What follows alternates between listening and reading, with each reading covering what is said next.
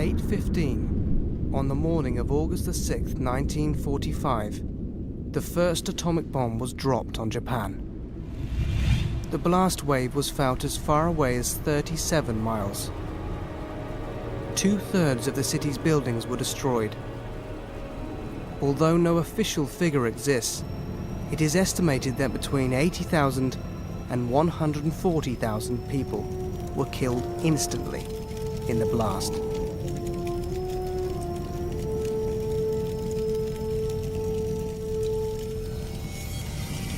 The hundreds of fires, ignited by the thermal pulse, combined to produce a firestorm that had incinerated everything within 4.4 miles of ground zero.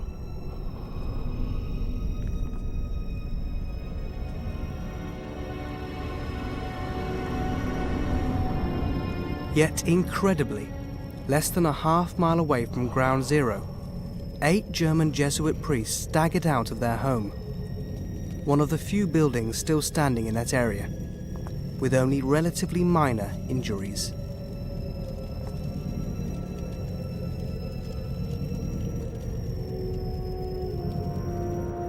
Speaking on behalf of all 8 men, 30-year-old Father Hubert Schiffer had only one explanation. We believe we survived because we were living the message of Fatima.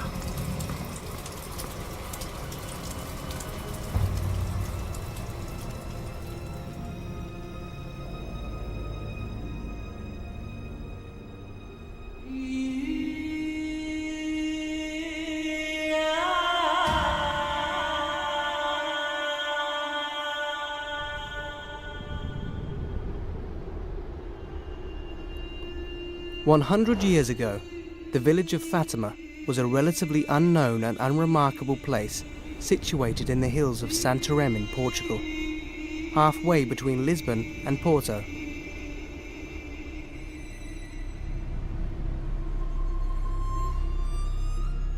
But in the spring of 1917, Fatima was suddenly plucked from obscurity and became the setting for an extraordinary story. When 3 shepherd children made the startling claim that they had been visited by the Virgin Mary. The series of events that followed would resonate around the world and culminated in what has been described by many as the greatest miracle of the 20th century, an event witnessed by 70,000 people. Today, the 4 million pilgrims that descend upon Fatima each year are testament to the global impact of the events that took place in 1917. But there is more to the story of Fatima than miracles and apparitions, for the 3 children also claimed that they had been entrusted with a secret later revealed to be a prophetic vision and a warning for all of mankind. The story of Fatima is one that makes incredible claims, and at times defies belief. But precisely because of these claims, does the story of Fatima not warrant a closer look by even the hardest of skeptics? Our Lady, she has come to visit people who were not known. Fatima had no projection in the world at that time. And so she said, I want also to tell the world that God uses those who are humble, who are simple, who are sometimes not much educated, to carry out a big plan. Our country was always very devoted to Our Lady, to Holy Mary. Indeed, there was, as far as they say, in historical level, that there was this first consecration of our first king, Afonso Henrique, to Holy Mary. So since the beginning, Portugal is known as land of Holy Mary. She is there from the beginning, so she came to Fatima to visit her own country. But the unique feature about Fatima is that it addresses the world as well as the church. And how did Fatima arise? It arose during the First World War.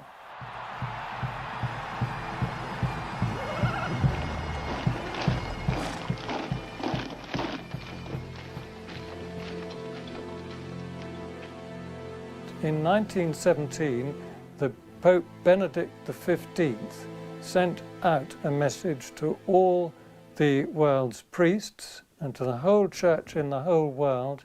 He was very, very concerned about the ongoing of the war. He had sought by diplomatic means to bring an end to the war, and all his overtures had been rebuffed. Our earnestly pleading voice, invoking the end of the vast conflict, the suicide of civilized Europe, was then and has remained ever since unheard. Indeed, it seemed that the dark tide of hatred grew higher and wider among the belligerent nations and drew other countries into its frightful sweep, multiplying ruin and massacre. To Mary, then, who is the Mother of Mercy and omnipotent by grace, let loving and devout appeal go up from every corner of the earth, from noble temples and tiny from royal palaces and mansions of the rich, blood-drenched plains and the seas. Let it bear to her the anguished cry of mothers and our most tender and benign solicitude may be moved, and the peace we ask for be obtained for our agitated world.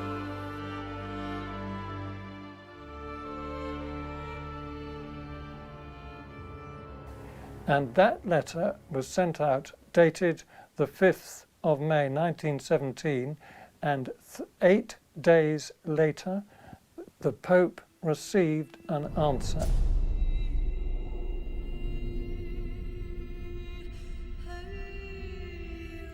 This answer, however, did not present itself directly to the Pope, but to 3 shepherd children just outside the village of Fatima.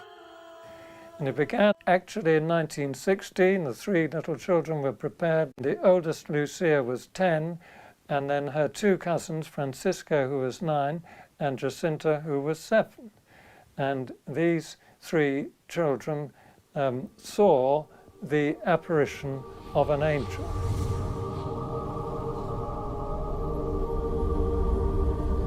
So here is this interior spiritual dimension already announced before the apparitions of Our Lady in the following year by the angel. The 3 little shepherds, when they had this first apparition of the angel back in the spring of 1916, they were somehow impressed, astonished, as they were not expecting such a vision.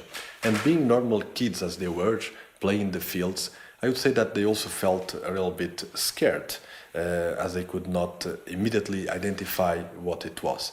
But then this angel, when he appeared, the first thing he told them was, "Do not be afraid, I'm the angel of peace."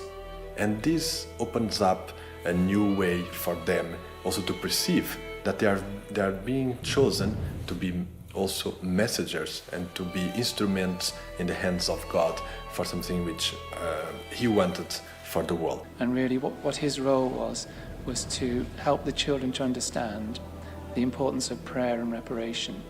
And he taught them certain prayers and really showed them the importance of making sacrifices.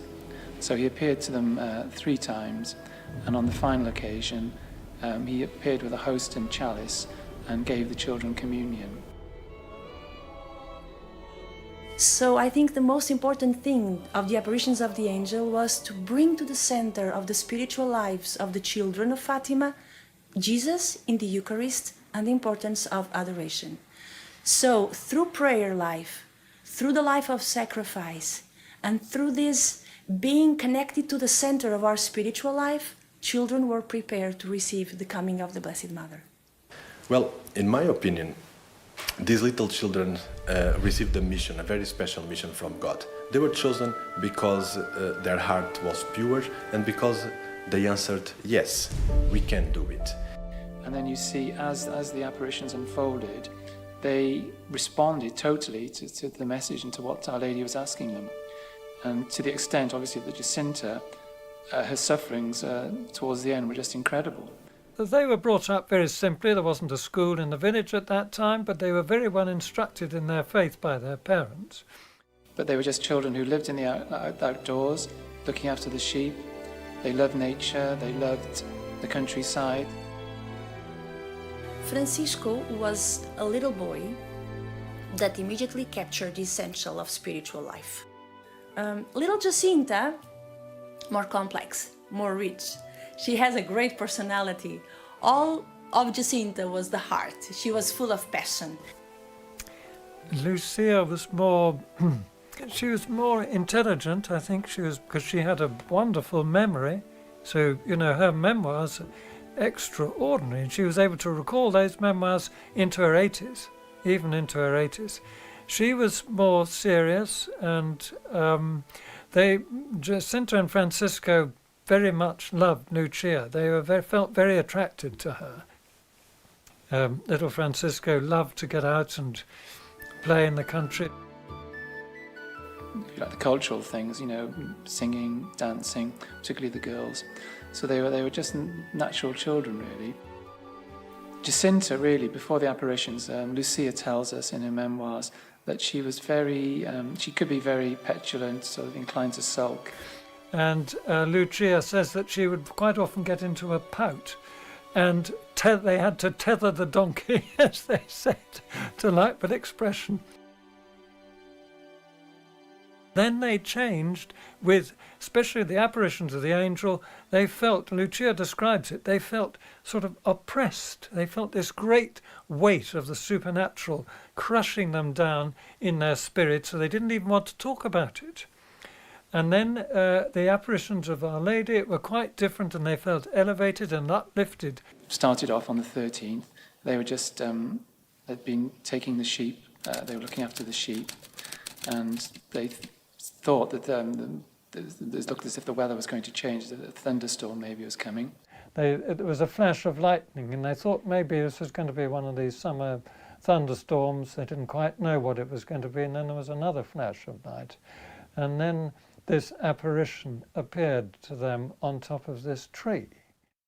And they saw this vision of an absolutely beautiful lady standing on top of a small tree, a home oak tree. And that was really how Fatima all started.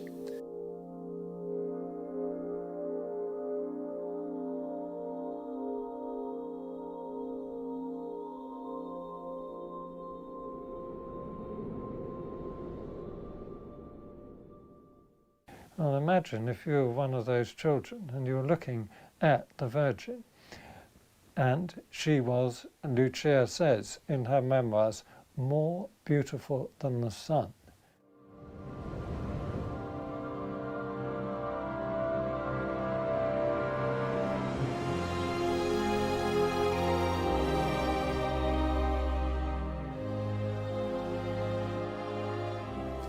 And she told them not to be afraid, and that really spoke to them as a mother. And that they didn't realize, obviously, it was Our Lady to begin with. And she said, don't be afraid, I am from heaven, and I want you to come here every 13th of the month for the next 5 months, and then I will tell you who I am and what I want you to do.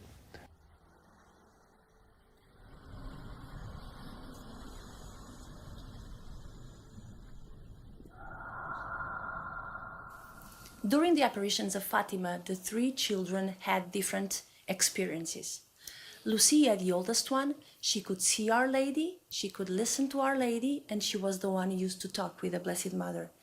Little Jacinta, she could also see, and she could also listening, but usually she would not talk to the Blessed Mother. Was Lucia, the one who was the interviewer. Little Francisco, he could only see the Blessed Mother. He could not listen, and he never spoke with Our Lady, as far as we know. One thing that I can tell you is when we see the children describing the Blessed Mother, the one who gives us more details is Francisco. Exactly because he was so concentrating in looking to the Blessed Mother that maybe he kept more details. After they saw Our Lady, everything changed. They became more serious, more prayerful, and once they'd absorbed the message that she'd given them about the need for sacrifices, the need for prayer, they really focused on that, because they'd seen the light from Our Lady's hands. She told them they were going to heaven. So that became their whole focus then.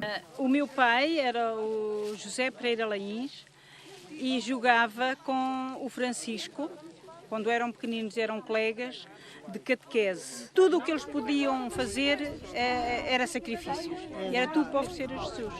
Porque eles levavam a merenda numa saca como esta, era uma saquinha, e levavam pão, azeitonas, figos secos, se calhar pevides das abóboras, queijo das ovelhas, não é? Do leite que faziam, e levavam na merendita para comer à meia da tarde. Mas se vissem os pobrezinhos passar, depois Nossa Senhora aparecer, porque antes não, antes comiam. Depois já tudo depois. Depois, quando eles viam passar os pobrezinhos sem comer, eles iam buscar e davam tudo. E eles ficavam sem comer nada, porque ficavam cheios de fome. Comiam bolotas. E então comiam bolotas das árvores e pronto, era assim que se saciava. Maria Rosa, prima dos pastorinhos, da Jacinta e do Francisco. O pai dele era irmão do meu. Eu era a mais novinha dos primos, tudo era meninos, eu era uma menina e usei o fato dela. Lembro-me da minha mãe me estar a vestir e me dizer assim: vê lá, se estás boa, para como elas. Eu tenho-me portado bem, cuido eu. Of course, the other thing to say is that in the past you've had apparitions, say La Salette, which is in the 19th century. 2 children were chosen there. Our Lady only appeared to them once for roughly about an hour, people think.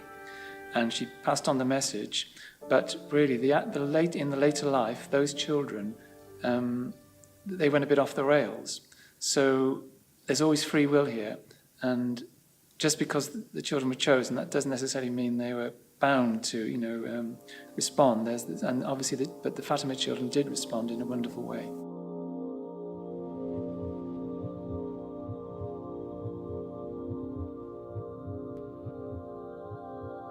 They were so enthusiastic, so full of joy, so happy that Lucia, from the beginning, said to Jacinta and to Francisco, we shall not say this to anyone. Lucia was a little bit reluctant to tell to others what happened with them, with the little children, because she was afraid people would not believe in her. So, and maybe she also needed to think a little bit about what happened, because it was such a big experience for her that she needed maybe also some time to realize what happened before speaking with somebody. But Jacinta was so happy, rejoicing. Oh, what a beautiful lady, what a beautiful lady. And Lucia was, Jacinta, I'm sure you are going to say something. Oh, no, I will not tell anything to anyone. But as soon as she saw her mother, immediately, Mom, we saw Our Lady at the Cova. So this was the beginning of everybody knowing about the apparition.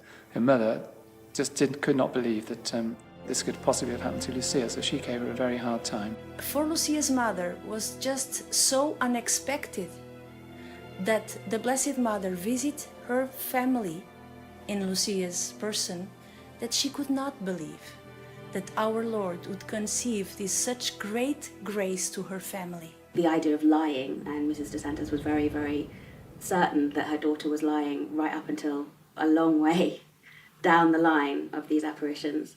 And lying was desperately frowned on in that family. But Lucia was insisting with her mother, saying, but I saw Our Lady, and this is the truth. And you taught us to be honest, and I am being honest. So the life of Lucia changed a lot. When they went up the stairway to go to the parish house, then the mother returned to her child and they said, here, what I want from you is that you tell the truth to the parish priest. Mas a Igreja é sempre, nestas circunstâncias, sucedeu com Lourdes, com La Salette, com outras aparições, também aqui em Fátima, o bispo, o pároco, ficou hesitante. Que tipo de aparições era? As manifestações, se seriam, enfim, sobrenaturais ou não. And in the end of the first interrogatory, the first questioning, the priest said something that put on her mind many problems. He said, maybe these events are not from heaven, because usually when Our Lady comes, she ordinarily tells the visionaries to come to the local priest and tell him what happened. But on the other way, this little child does not say anything.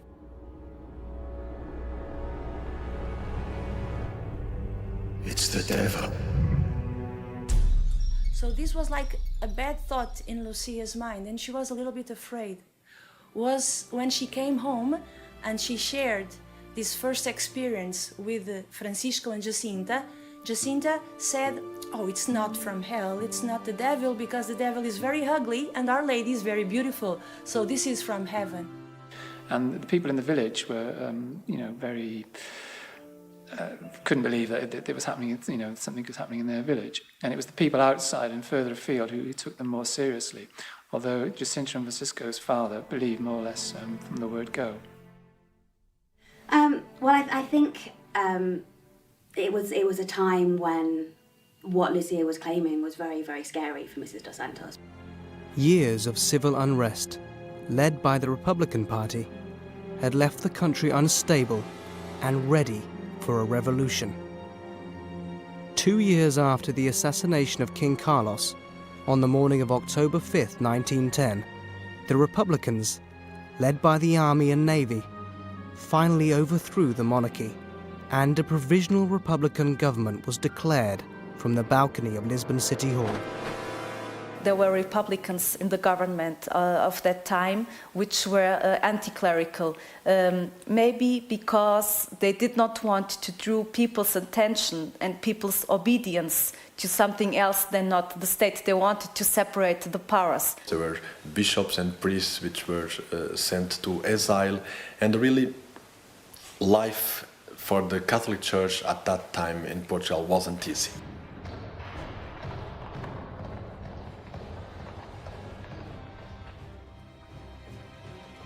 It was very severe persecution of the church.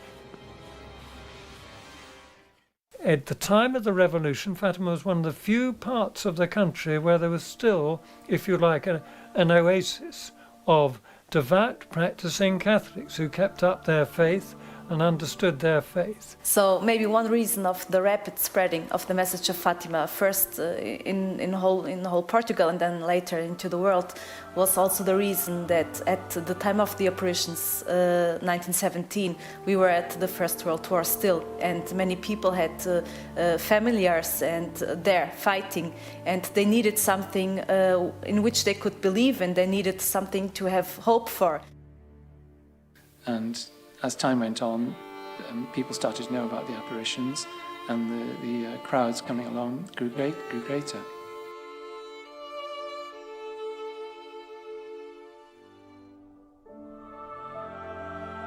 And then she came again, as she said she would, on the 13th of June.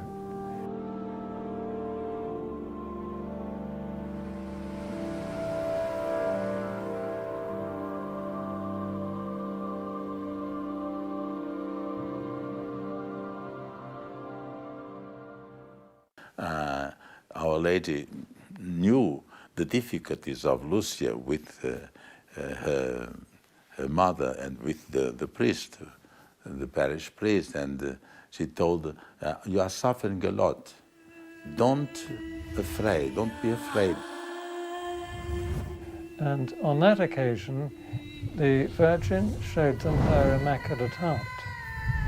And round her heart, they saw a circle of thorns, signifying the sins of humanity. And in one moment, Lucia asks one thing to Our Lady. I want you to take us to heaven. Our Lady said yes. To Jacinta and Francisco, I'll take them to heaven very soon. But you will stay here a little bit longer, because Jesus wishes to use you to spread in the world the devotion to my Immaculate Heart. And Lucia then said, "Oh, am I going to be left alone on earth?" And Our Lady said, "No, my daughter, I will never leave you. My Immaculate Heart will be your refuge and the way that will lead you to God." Those words changed the life of Lucia.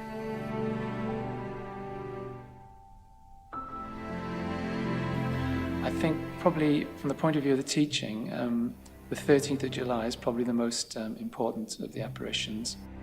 Word had got round and a large crowd came. I think it was about 20,000 at about that time.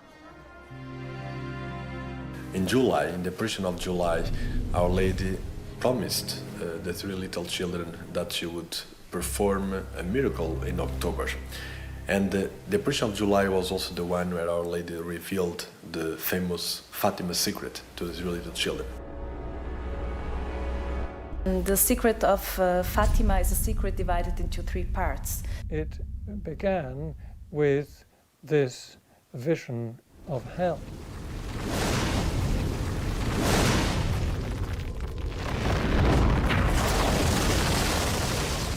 You know, if they hadn't known they were going to heaven, Lucia said they would probably have died of fright.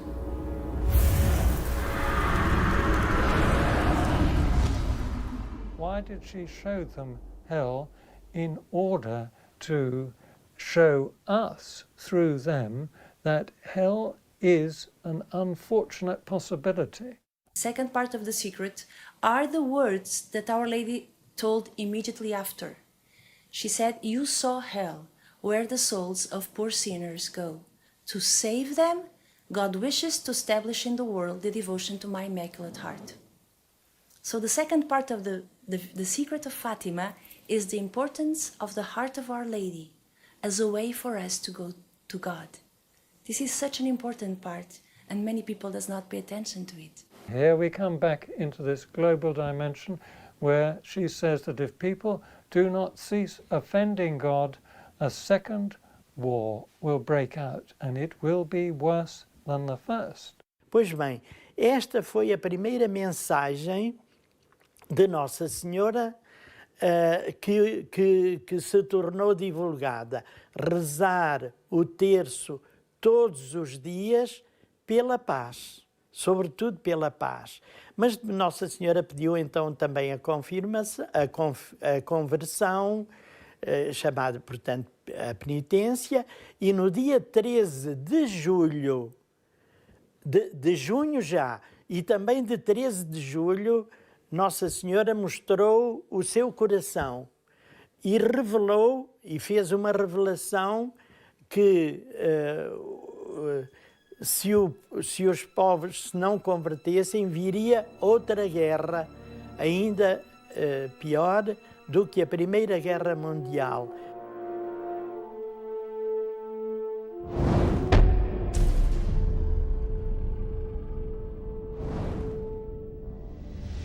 Intriguingly, the children also claim that the Virgin Mary told them that this second war would be heralded by a strange, unknown light in the sky. The third part of the secret, however, was not revealed. The third part of the secret, which is basically a vision that the children had, was kept by Sister Lucia for some time longer because she herself felt that the world was not ready for hearing this third part of the secret. After the apparition of the 13th of July, the children changed. They became more withdrawn, more pensive. But for the outside world, they had become minor celebrities, or as Lucia would later describe, objects of curiosity, questioned by both believers and non-believers alike. And being a secret, and when the children were questioned about it, they said, well, we are not allowed to reveal it because Our Lady told us to do so. And so we can imagine that when there is a secret, when there is something unveiled, the curiosity grows. And again, because of the political system at the time, also around Fatima, the administrators of Oran was also very curious. The administrator of Orem was a man called Arturo dos Santos, a staunch Republican and a man with lofty ambitions. And this man hadn't got any particular trade to his name, and he wanted to curry favour with the government down in Lisbon, so he thought he'd make a big thing and go and see these children. He didn't say that in advance. He went over and called on them when they were, I think they'd gone to see the rector, and he arrived there in his horse and said he'd take them down, in his horse and carriage, and said he'd take them down to the covert area where Our Lady was due to appear on the 13th.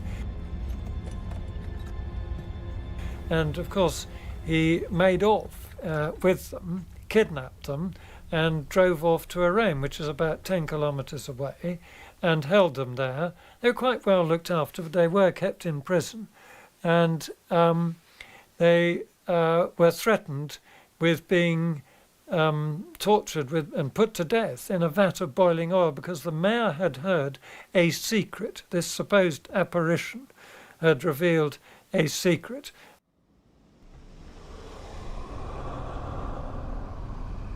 And he thought this would be marvellous. If he could get hold of this secret, then he could tell the government, oh, the whole thing is under control, I've seized the children, the apparitions will stop, and there's some secret that I've discovered, and this is it. Of course, an authority who is not obeyed feels very upset when it happens. And so he decided to keep the children there for a couple of days in prison. And constantly threatening them, saying, well, we will kill you one by one until you tell us the truth, until you tell us the secret.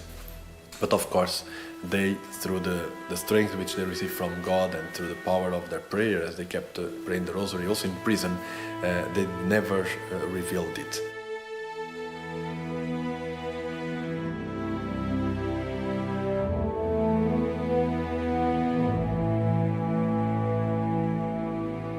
And so the administrator had only one solution, which was to return them home.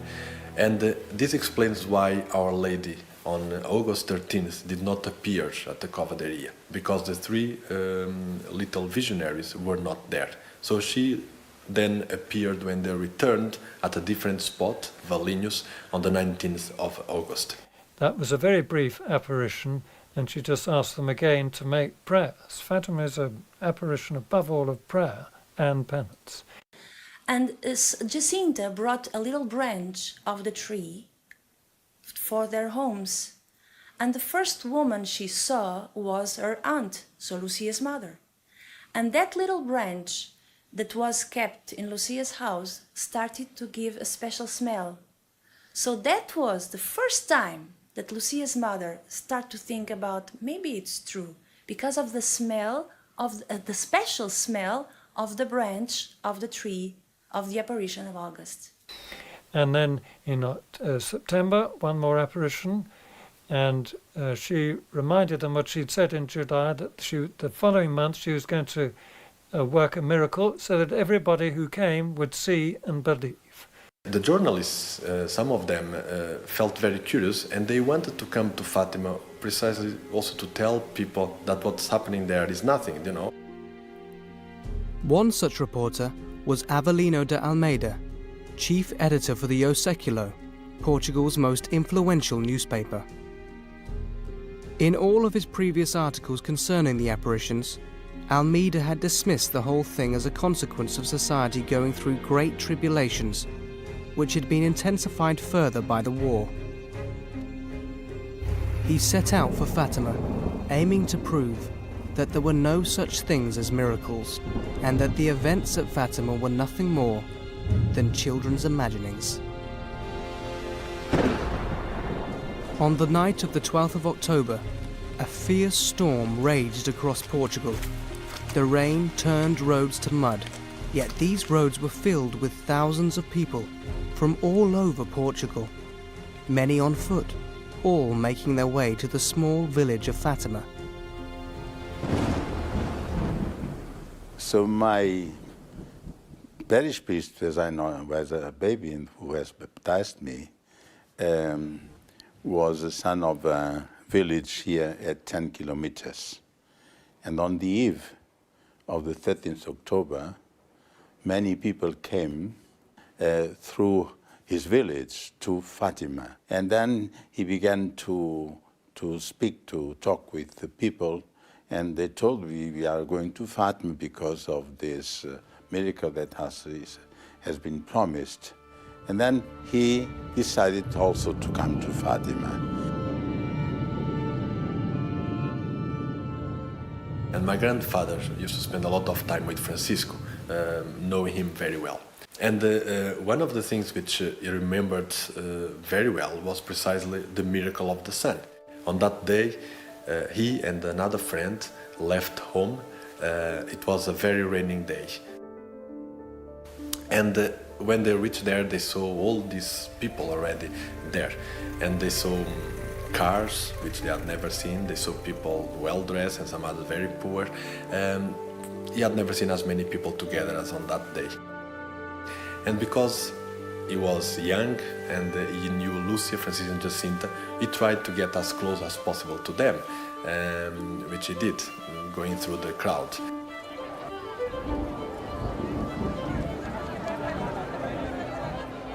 And there he was, and he saw Lucia was already praying the rosary, waiting for Our Lady.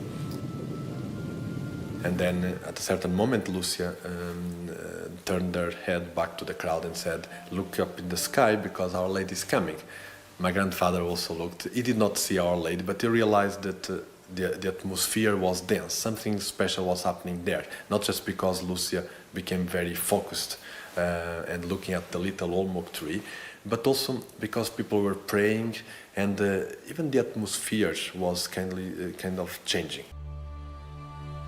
Of all the eyewitness accounts of that day, 3 of the most detailed would be provided by Dr. Almeida Garrett, Maria Dogamo, and Avelino de Almeida.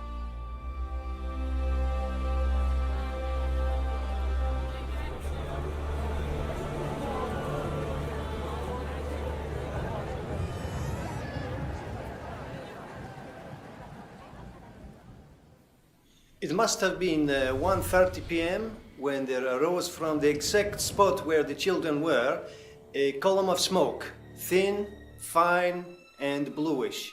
And it rose perhaps 2 meters above their heads and then evaporated.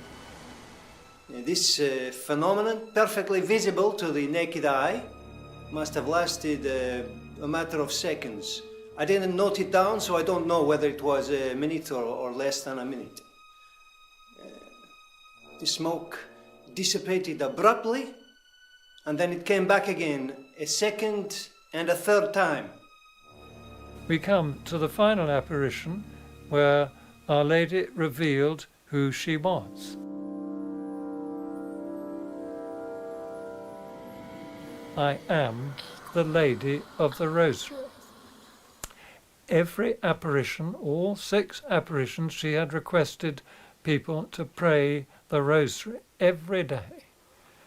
And there is a profound reason for that. This is totally in harmony with the teaching of the Church going back centuries, until right from the time in the 13th century, I think it was, when St. Dominic was inspired by Our Lady to preach the Rosary against the Albigensians. There's a whole history of that which is well known and documented.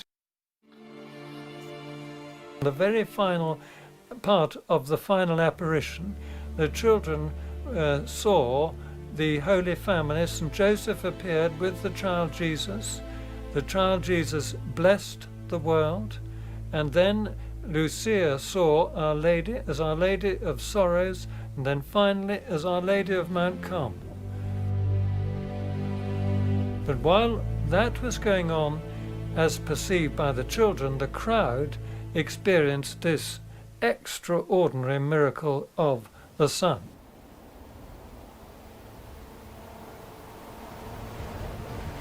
We saw the huge cloud turn towards the sun, which appeared at its zenith, clear of the clouds. And at that moment, my parish priest said, at that moment I saw the sun what was spinning around, and I only had the time to kneel on the mud and say, my God, pardon me, I'm dying here.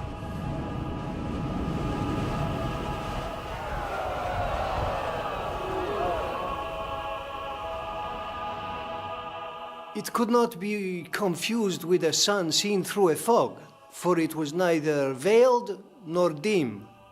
At Fatima, it kept its light and heat. It resembled a flat plate of silver, and it was possible to stare at it without the least discomfort. It did not burn the eyes, it did not blind. The most astonishing thing was to be able to stare at the solar disk for a long time, brilliant with light and heat, without hurting the eyes or damaging the retina. Then, a tremendous cry rang out, and the crowd nearest to us were heard to shout, "Miracle, miracle, marvel, marvel."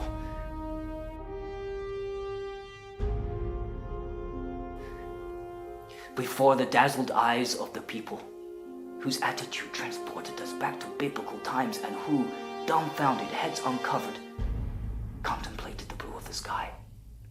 And when I looked up, suddenly the sun began to tremble and to shake with a sudden movement and to turn on itself at an incredible speed. It made strange, abrupt movements outside of all cosmic laws. And while it did that, it was throwing out lights, rays of light of all colors of the rainbow. The sun danced.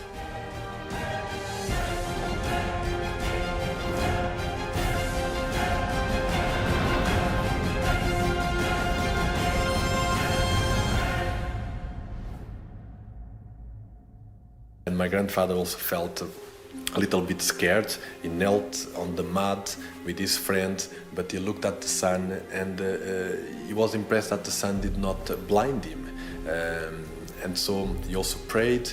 And one thing which he always told me is that, well, at a certain moment I feel at peace. I feel that what was happening there, although I didn't have much time to think about it, I felt something in my heart which was telling me what is happening here is from God. And then it appeared to descend towards the crowd. It seemed to detach itself from the sky and to rush towards us.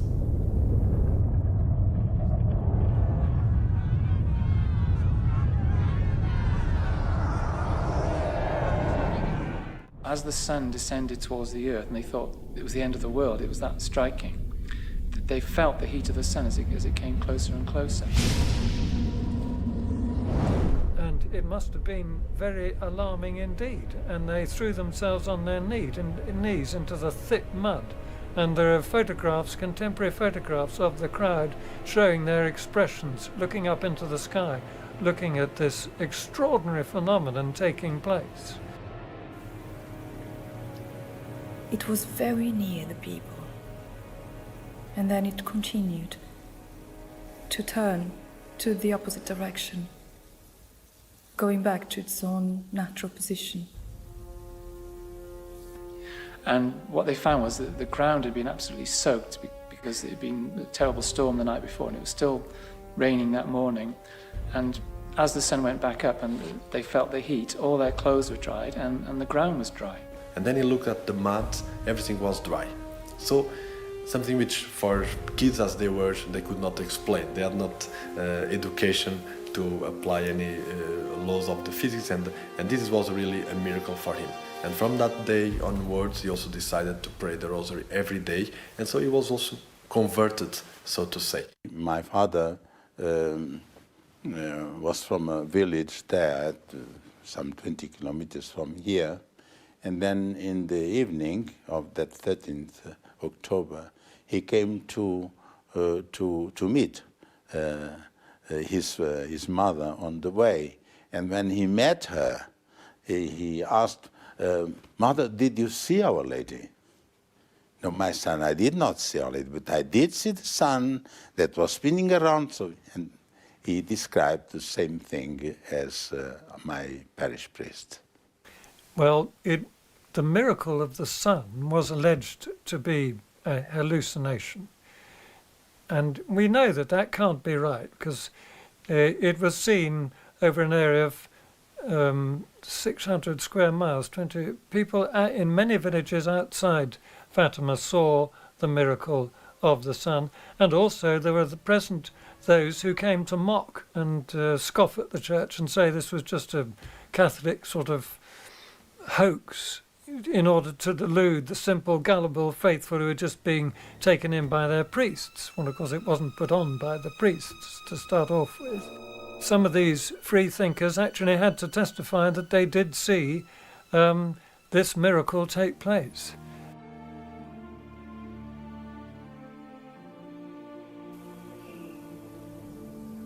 Was it a miracle, as the people shouted, or was it natural phenomenon, as the experts say? For the moment, that does not concern me. I am only saying what I saw. The rest is a matter for science and for the church.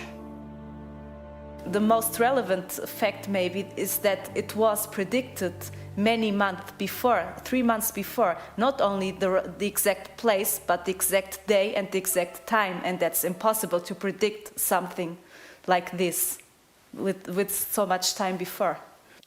Then you've got the secular people who say, well, it was just an hallucination, there's no hard evidence for it, but really they're people who've just looked at Fatima superficially. And you can't really dismiss it as an hallucination, because not only did the people on the spot see the miracle and the ground dried and they felt as though there was something happening, but people, 10, 15 miles away, not expecting to see anything, saw the miracle. I mean, there's one report of a priest who was, as a youngster, in a village, I think about 10 miles away from Fatima, and they were all in school, and suddenly they realized something was happening outside, and they thought it was the end of the world too. They were frightened, and they realized what had happened.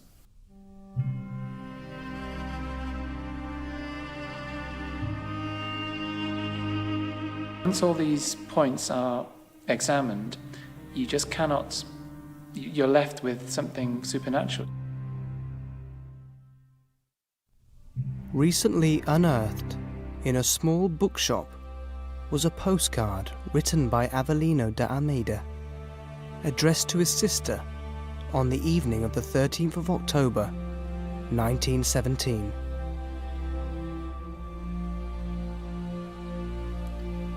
"13th of October. Dear Agustina, I saw extraordinary things, which later I tell you. There were about 40,000 people. Regards for all, and a big hug for you. Tomorrow, Sunday, I must be in Lisbon. Avelino." Minha mãe me contava e contava às pessoas amigas que assistiu em outubro ao milagre do sol e que queria apanhar flores de cima que caíam, mas não conseguia.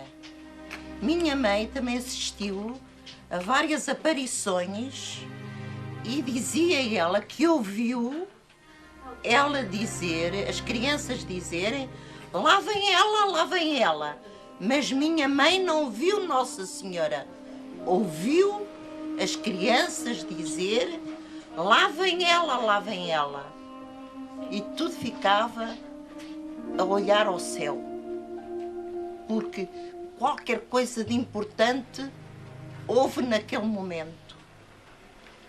E minhas tias, meus familiares, também assistiram a várias aparições de Fátima. Yeah, my grandfather, he passed away a few years ago. He was 94 years old, And in the last years of his life, I used to go to his home, sit next to him and hear all these stories. And he used to tell me, when I was already a grown-up boy, say, well, Nuno, you have an important mission, because I was contemporary to the apparitions. I met the little shepherds. I had this opportunity to live with them and also to learn from them what Our Lady wanted. But I don't know how to read or how to write. I never went to school. And if I had the chance to be able to tell other people what Our Lady had asked in Fatima, I would be very pleased. I can't, but I entrust you with this mission, because I know with your studies and you'll have an important role to tell people how important this message is for today's world. My grandmother told me the story that she heard from Jacinta's mother, that at one of the apparitions, Our Lady of Fatima told to the children that the war was going to end soon. And Jacinta was particularly happy to hear this, because one older brother of Jacinta and Francisco was in war at that time. He was a soldier, and they had no news from him. They would not know if he would be okay or not. So when Jacinta heard the message from Our Lady saying that the war was going to end and that the soldiers would return home, she was very happy. And at dinner time, she told her mother that Our Lady told Jacinta that the war was going to end, and this would mean for the little girl that her brother Manel, he would come home soon and he would be hungry. So she told her mother to put always one plate more on the table so that the brother would have something to eat. 13 months after the miracle of the sun, on the 11th of November 1918, the First World War finally came to an end. Amongst the returning Portuguese soldiers was Manuel Mato, the brother of Francisco and Jacinta.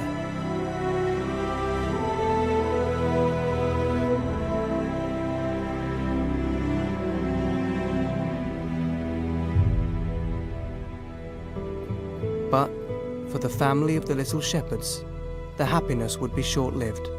For in 1919, an influenza pandemic that had spread like wildfire around the globe reached the village of Aljustrel. It became known as the Spanish flu and was the worst pandemic in recorded history. Francisco was the first to succumb and died peacefully at his home on the 4th of April 1919, having refused any kind of hospital treatment.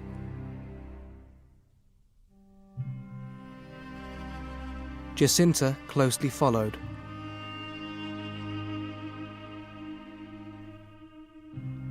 After being taken to a number of hospitals in a desperate bid to save her life, she died alone on February 20th, 1920, in a hospital in Lisbon. Arriving to take her body the following morning, the undertaker, Antonio Almeida, was unprepared for what he found. He reported that he noticed blood stains on her cheek and pillow, indicating that in her dying moments, she had wept tears of blood.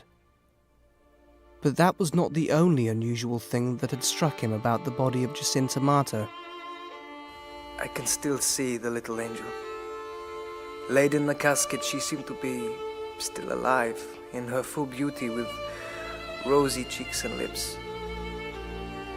I have seen many corpses in my business, young and old.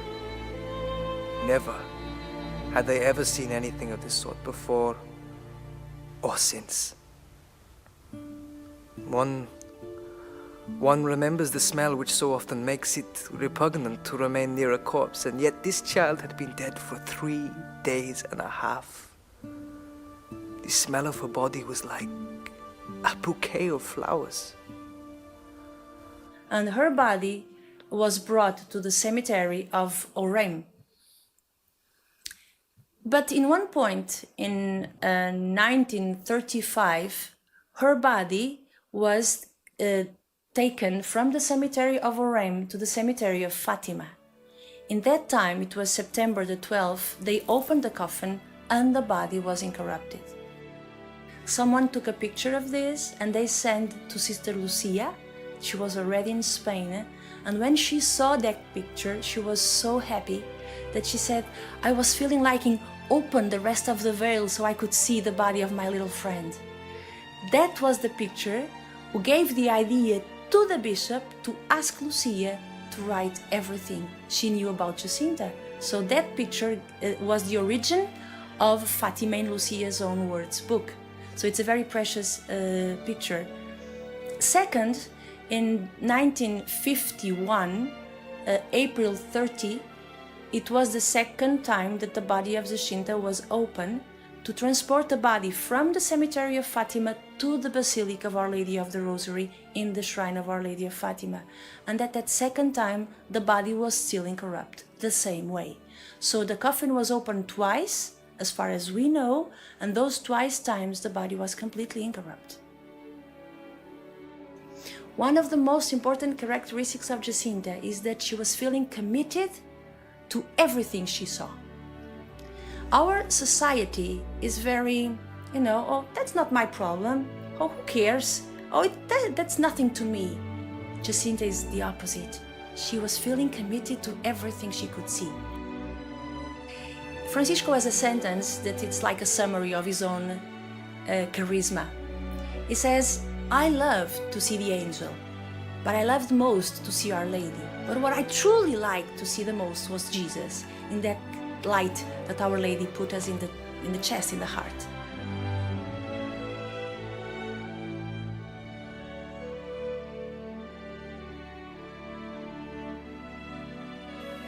We live in a very competitive society.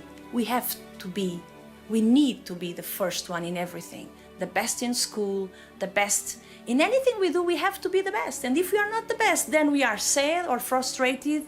Francisco was not like that. He was humble. He accepted his limits. He accepted that his mission was different from the sister, Jacinta, and from the cousin, Lucia, and it was all right. For him, it was not a problem that he could not listen to Our Lady. So that model of humility is so important to us. As foretold by the children themselves, only one of them now remained. In 1921, the Bishop of Leiria, the diocese to which Fatima belongs, recommended that Lucia be taken immediately to the Dorothean Sisters of Vila in Porto, as he believed that her presence at Fatima would interfere with the Church's investigations to determine the validity of the apparitions. For the 14-year-old Lucia, it meant an escape from the almost continuous harassment and interrogation she had come to endure from the growing influx of curious crowds. She remained there for 4 years, and then on the 24th of October 1925, she entered the Institute of the Sisters of St. Dorothy in the convent in Toy in Spain. She would spend 21 years as a Dorothean sister, and would later write that during this time she received further private revelations from the Virgin Mary that gave her a greater insight into the message of Fatima. In 1948, Lucia entered the Carmelite convent of St. Teresa in Coimbra and took the name Sister Maria Lucia of Jesus and the Immaculate Heart. Here, she would spend the rest of her life, living as a virtual recluse. On the night of the 25th of January, 1938, Lucia peered out of her convent window and saw a strange red light dancing across the sky. This light was seen all across Europe, and many eyewitnesses described the sky as looking as though it were on fire. The New York Times reported, Emblazoned in the northern sky, the light brought thousands of telephone calls to Swiss and French authorities, asking whether it was a fire, war, or the end of the world. Scientists described it as a particularly brilliant display of the aurora borealis. But Lucia believed it to be the unknown light that had formed part of the prophecy given to her on the 13th of July in 1917. A week after the aurora display, Adolf Hitler promoted himself to military chief in Germany, lighting the match that would set the world aflame once more.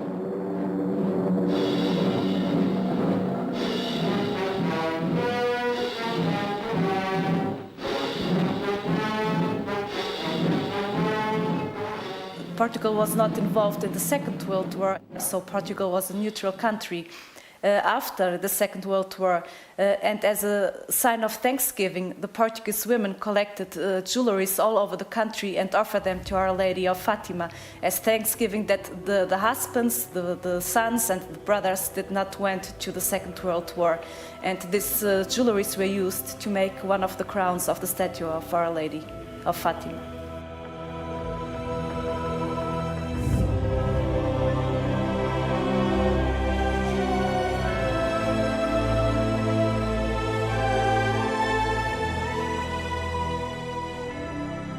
And really, you could say, within about 25 years, Portugal was completely transformed.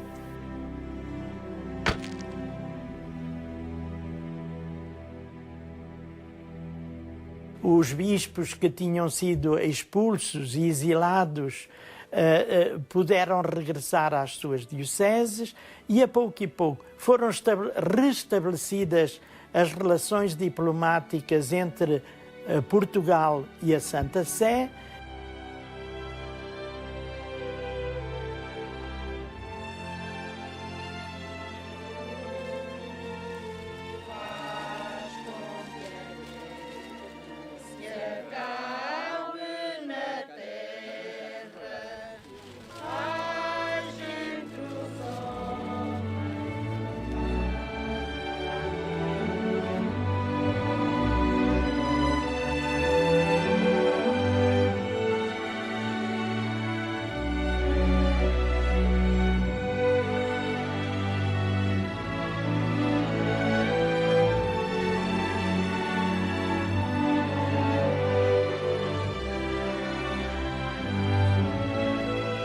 I don't like to say that Fatima has changed.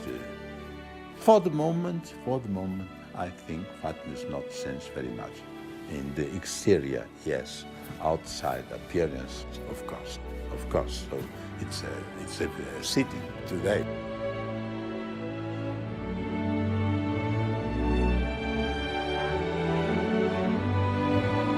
But in the interior, Fatima, I think is the same. Fatima has become the altar of the world. That's the name that Fatima is known in the world. Fatima is a place of peace with so many pilgrims every year who come to gather in the Fatima celebrations, especially from May to October.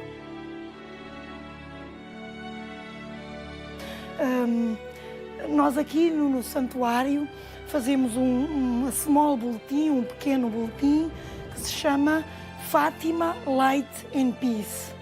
E é feito em 7 diferentes línguas. A mim, o que me impressiona não é nas primeiras páginas escrevermos os relatos do que acontece aqui trimestralmente, mas é as cartas que nos chegam de conversões, novos santuários, novas vocações.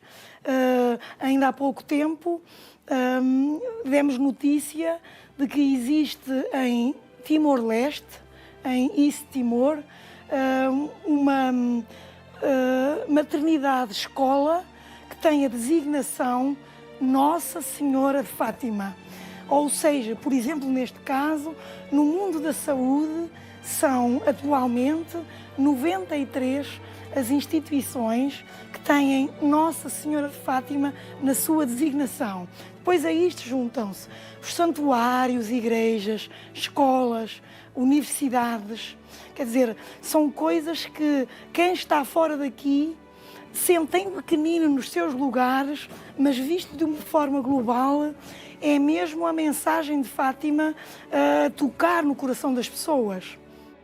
The Fatima message is a message of a mother who is speaking to her children and is saying, okay, people, look, you are not on the right track and I will show you what is right and I will show you how to get peace in the world, so it's still relevant as it was. On May the 13th, 2000, Fatima once again found itself in the glare of the media's spotlight when Pope John Paul II made an official visit to the shrine to declare Jacinta and Francisco Marto blessed, which would mean they were now one step away from sainthood. Over 1 million people attended the ceremonial mass, including a 92-year-old Lucia Santos. It was to everyone's astonishment that John Paul suddenly announced he would also finally reveal to the public the third part of the secret of Fatima. The third part of the secret has two parts. In the first part, they saw an angel with a flaming sword trying to reach and touch the earth, representing the justice of God. But at the same time, the flames could not touch the earth because Our Lady was there.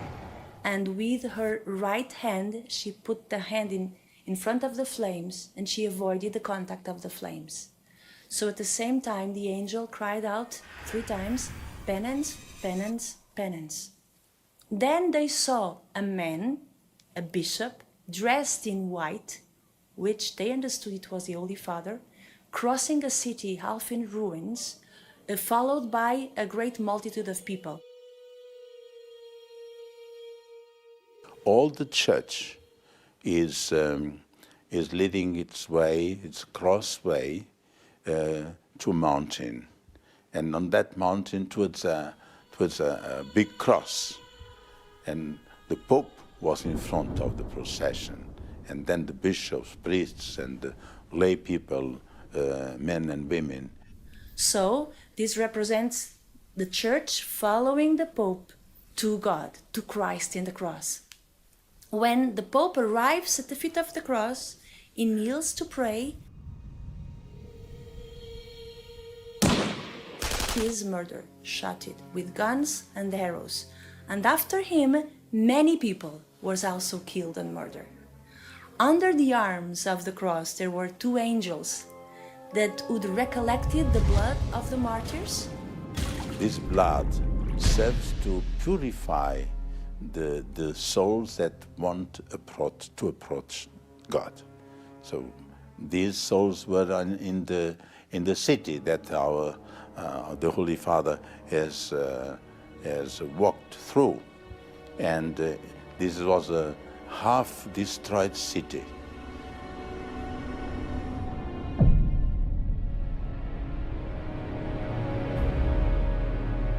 I think it is a very good sign for our world, in this 21st century. So, in fact, we are a half-destroyed city.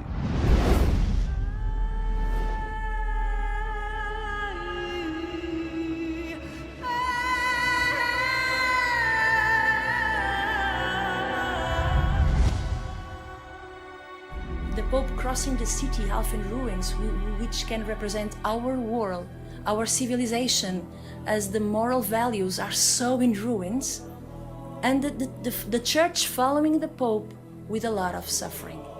It's the long Via Crucis, Stations of the Cross of the Church of the 20th century. There were more martyrs on the 20th century alone than in all the other 19th centuries of the Church. So what the children saw was the great suffering of the Pope and the Church. And the third aspect is the importance of the blood of the martyrs to help those who are trying to follow Christ. John Paul II believed that the events prophesied in the third part of the secret referred directly to events in his own life. In fact, so convinced was he that he would become known as the Fatima Pope. Tudo indica que o Papa João Paulo II, aliás, são vários os livros e as biografias que falam nisso, que até determinada época da sua vida não tinha nem um grande conhecimento, nem um grande interesse por Fátima. E que a ligação vem exatamente, nasce a partir do dia 13 de maio de 1981, do atentado na Praça de São Pedro. The Pope was shot 3 times, and critically wounded as he entered St. Peter's Square in a slow-moving convertible vehicle. Mehmet Ali Adza, a trained sniper from Turkey, was immediately apprehended and later sentenced to life in prison by an Italian court. Há quem diga que alguns dias depois mandou o seu secretário pedir portanto, o texto da terceira parte do segredo que se encontrava na Congregação da Doutrina da Fé, mas que a partir daquele momento, do facto de haver uma coincidência entre o dia do atentado e o dia 13 de maio, que nunca mais esta ideia de Fátima e de Nossa Senhora de Fátima lhe saiu da sua mente. Portanto, houve ali uma mudança na sua vida e uma consciência plena desta ligação entre a Igreja e Fátima, entre a sua própria vida pessoal e Fátima, entre o Papa e Fátima, que terá sido uma mudança que depois se notava muitíssimo claramente, tanto nas suas atitudes, e foram muitos os gestos em que manifestou isso, desde o facto de ter vindo a Fátima 3 vezes, o facto de ter mandado ir a imagem de Nossa Senhora de Fátima a Roma por 2 vezes, o facto de ter feito a consagração do mundo ao coração imaculado de Maria, o facto de ter beatificado os 2 pastorinhos, Francisco e Jacinta Marto, um processo que já se arrastava há bastantes décadas, e de ter, por assim dizer, sido quase uma intervenção pessoal do Papa, que admite esta possibilidade de as crianças também poderem vir a ser beatificadas e, portanto, aberta a porta para a canonização. It was in, I think, 1997, in October, that John Paul II wrote a letter to the Bishop of Fatima for the 80th anniversary of the miracle of the sun. And he said that this distinguished Fatima as one of the great signs of the times. O Papa teve uma certa convicção de que a história do século XX, particularmente na Europa, estava intimamente ligada à mensagem de Fátima. E depois o facto de o Papa ter esta ligação tão forte a Nossa Senhora. Sentiu-se sempre um homem intimamente ligado a Nossa Senhora. E depois, a certa altura, a Nossa Senhora de Fátima, a partir do acontecimento do atentado de 1981. On his first pilgrimage to Fatima, Pope John Paul II took with him the bullet that was meant to kill him and had it placed into the golden crown that adorns the Virgin statue. It sits, a prized jewel amongst all the precious gems that make up its collection. A powerful testimony to how the life of John Paul became so intrinsically linked to Fatima.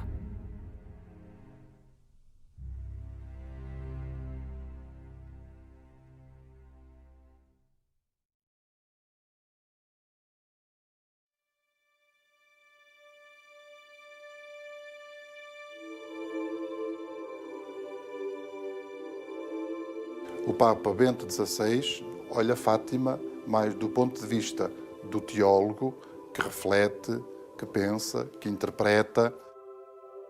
Foi ele, de facto, que fez a interpretação da terceira parte do Segredo de Fátima e nesse texto ele, de facto, revela conhecer em profundidade tudo aquilo que a Fátima diz respeito.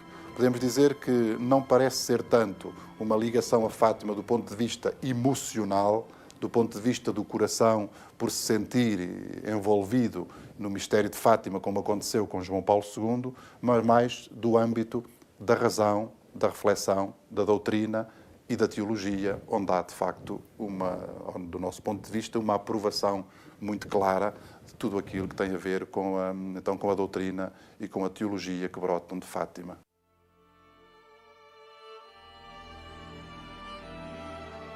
On the 13th of February 2005, Lucia passed away. She was 97 years old. The day of her funeral was declared a day of national mourning in Portugal. Her body was laid to rest in a shrine at Fatima, alongside the bodies of Jacinta and Francisco.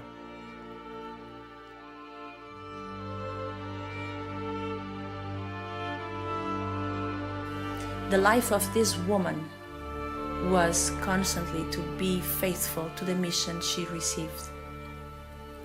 When she writes the book, Fatima in Lucia's own words, it's obviously that she's hiding herself behind the words because she's a humble woman.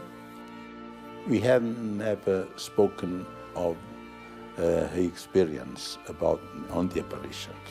She couldn't speak because the Holy Father, the Vatican, had prohibited her. And she told me that it was very good, the prohibition. Otherwise, all people would like to speak to her about the apparition. I met personally Sister Lucia 5 times, and I spoke with her for 5 times, briefly, after 2000. And of course we could not speak about this because she could not speak about the message of Fatima. But I could feel that the life of this woman was to carry on this mission that was given to her in 1917. Yes, I think the message of Our Lady of Fatima back in 1917 has now, today, an impact for the world. Independently if you are Catholic or if you don't even believe in God. Why? Because what is said here has to do with our own being, the way we behave. It asks us really to be committed, to be involved in the project which is building our own society. De facto, a Igreja precisa de alguns lugares e de alguns pontos de convergência em que, de algum modo, se possam encontrar pessoas das mais variadas proveniências, com uma consciência da fé também muito variada, mais crentes, menos crentes, com uma fé muito esclarecida, com uma fé pouco esclarecida, até de diferentes confissões religiosas que, na pessoa de Nossa Senhora de Maria, conseguem encontrar alguns pontos de sintonia.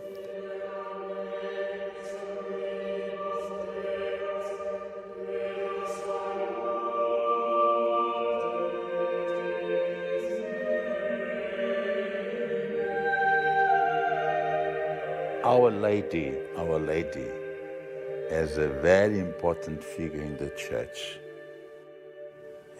and the Immaculate Heart of Our Lady is a very good symbol and reality, and that we have God in our hearts and we are able to correct ourselves through the grace of God and also through penance, through the sacrifices of daily life, of brotherly life, because the most important sacrifice in our life are the brotherly, are the sacrifice necessary to peace. I think the message of Fatima has spoken so much about peace and the end of wars, and peace is a universal message.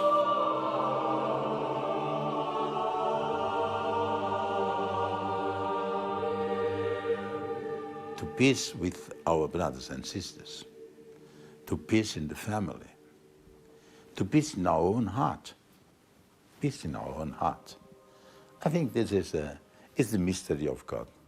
Me contavam, e eu acredito que Nossa Senhora que apareceu aqui. Não vi, mas acredito porque vêm pessoas de todo o mundo tocadas para vir a Fátima. Por isso, eu acredito que Nossa Senhora que esteve aqui muito presente, porque chama todo mundo a vir a Fátima. Há algo que os toca no coração para vir cá. Por vezes eu estou na capelinha e penso como esta mãe entende as línguas todas e todos estão a olhar, talvez a pedir por familiares, pela saúde, por os familiares, por algum amigo, por tudo. Por isso, eu acredito que Nossa Senhora que esteve aqui. Eu acredito e sou muito feliz de ter acreditado.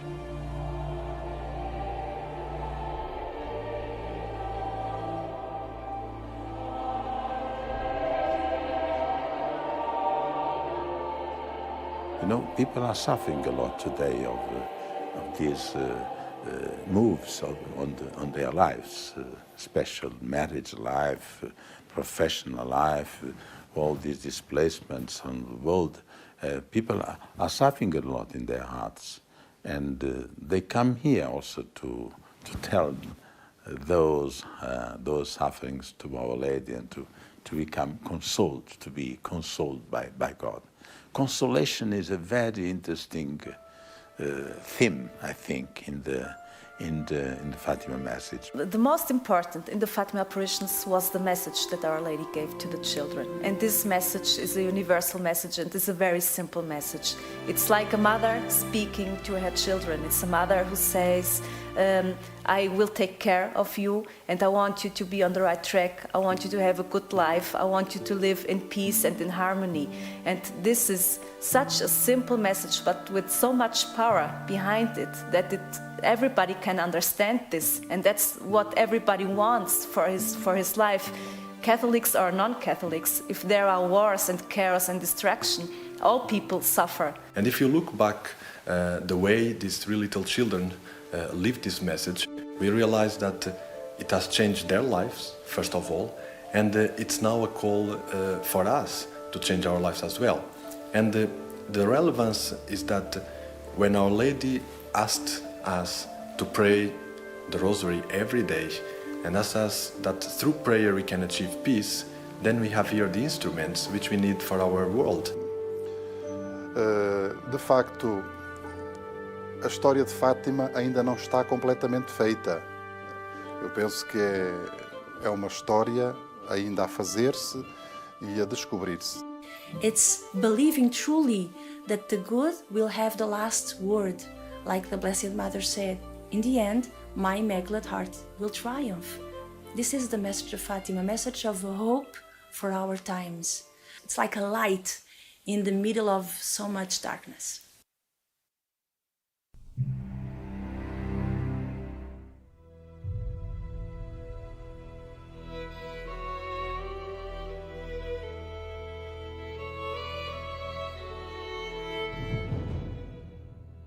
People, when they come to Fatima, the pilgrims, they say that they feel in peace, that they feel harmony when they are at the shrine of Fatima. For example, during the candlelight procession, there are so many people who come just as tourists, as curious people, and not as pilgrim. But they say when they are there and they see all the candles, they see the Fatima hymns, they feel something inside, they feel peace. So that's what Fatima is for the world.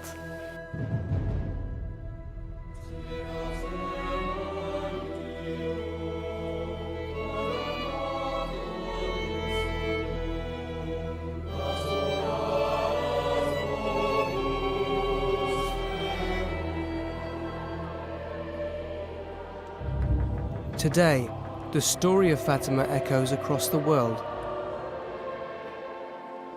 And for millions of people, it has become a beacon of hope.